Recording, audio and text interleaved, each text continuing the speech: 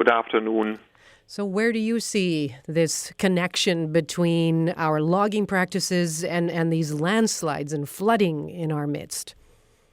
Well, we have known for a very long time that clear-cutting intact forests causes massive impacts on some of the crucial environmental services that we depend on, like flood protection, but also moderate temperatures, reducing the risk of drought, of fire, and now we are in the midst of this climate crisis, and the situation is getting really scary, and starting with the heat dome in the summer and now the flooding, and we see many examples where some of these climate risks are being much worse as a result of clear cutting. And I'm thinking particularly about the interior, Princeton and Merritt, looking at time lapses of clear cutting trajectories with Google Earth, for example, really shows how severely degraded the landscapes around these communities are that are now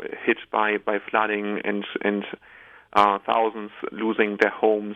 So we really have to act to change forestry practices. The BC government developed a climate risk assessment in 2019 looking at some of the climate impacts with catastrophic potential, but they ignored the role of logging.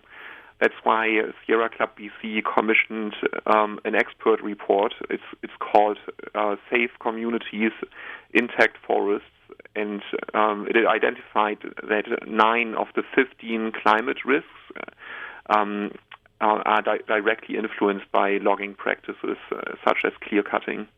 Well, okay, but in terms of mitigating flooding and these devastating landslides, how is it possible to sustain a healthy forest or create a healthy forest and compared to the infrastructure that could be constructed? Well, we have to think about forests and other natural ecosystems as part of our infrastructure, part of the natural life support systems that we depend on. In fact, it would be impossible to rebuild something that could offer the same benefits like a forest.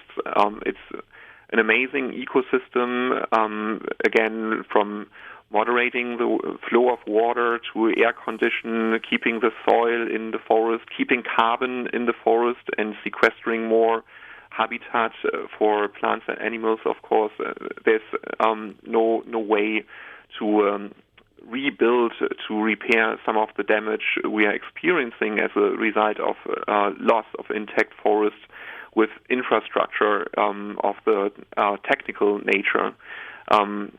But it's also true that we have waited so long taking real climate action that we have to pursue many different strategies at the same time. So looking at our roads and bridges and dikes, we have to rebuild and improve them to be better prepared, and we have to quickly phase out fossil fuels to reduce emissions quickly and prevent even worse climate impacts, and reform the way we do forestry and use the lands and waters to make sure that we have the benefit of some of the protections that these ecosystems can still offer to us. So it sounds like it demands a major rethink. I mean, how do you see the sustainability of forestry relating to this broader battle to adapt to climate change or to mitigate climate change? Well, today in BC we have a greatly reduced workforce in forestry compared to past decades.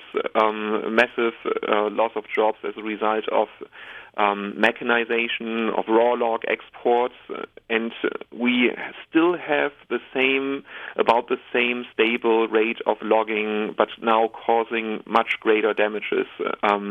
Combined with climate change, increasing concentration of greenhouse gases, more water vapor in the atmosphere, we depend more than ever on intact forests, but they are now highly degraded.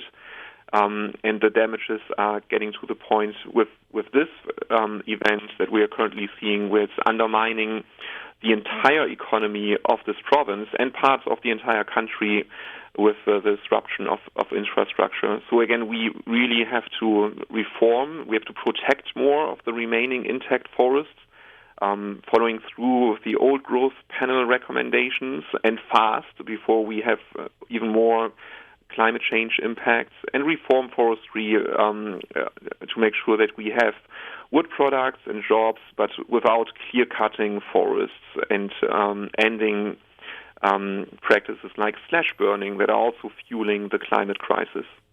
Jens, it's really good to check in with you, especially when these issues are so top of mind, especially this week. Thank you very much. Thank you, Gloria.